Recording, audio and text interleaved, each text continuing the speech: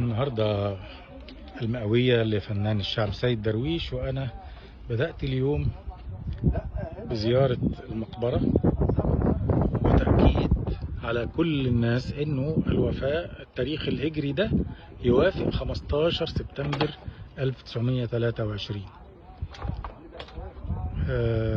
الله يرحمه الشيخ سيد درويش البحر.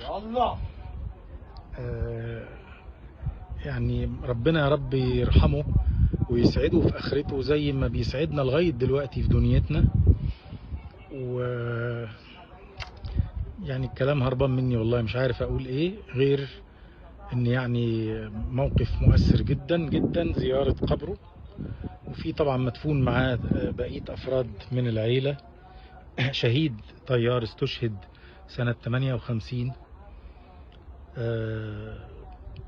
برضو اسمه سيد درويش البحر.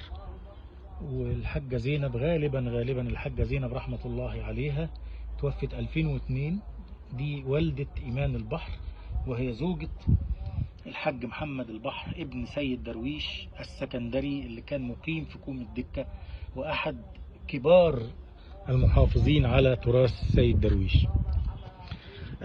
طبعا الله يرحمه محمد البحر، والله يشفيه وينعم عليه بالصحة والعافية الأستاذ الكبير الفنان إيمان البحر درويش.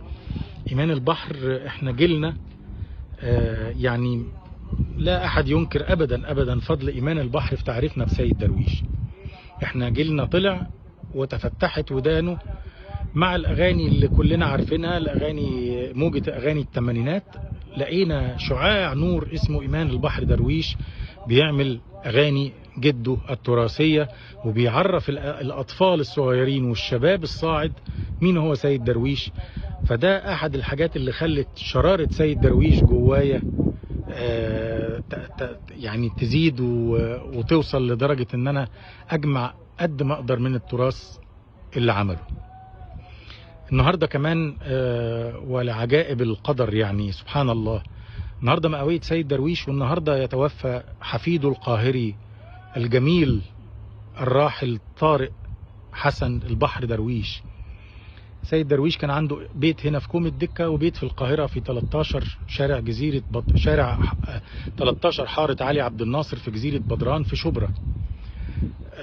أنجب فيه ابنه حسن، وحسن أنجب محمد وطارق. النهاردة وفي الذكرى المئوية والصدفة البحتة يعني يتوفى الله يرحمه ويغفر له طارق الابن الأصغر لعم حسن درويش ابن سيد درويش. طارق حفيد سيد درويش يتوفى في نفس يوم المئوية، ومن عجائب القدر يعني سبحان الله. الله يرحمه ويرحم الجميع ويغفر لنا جميعا أحياء وموتى، وربنا يكرمك يا رب يا شيخ سيد ويسعدك في آخرتك زي ما بتسعدنا لغاية دلوقتي في دنيتنا.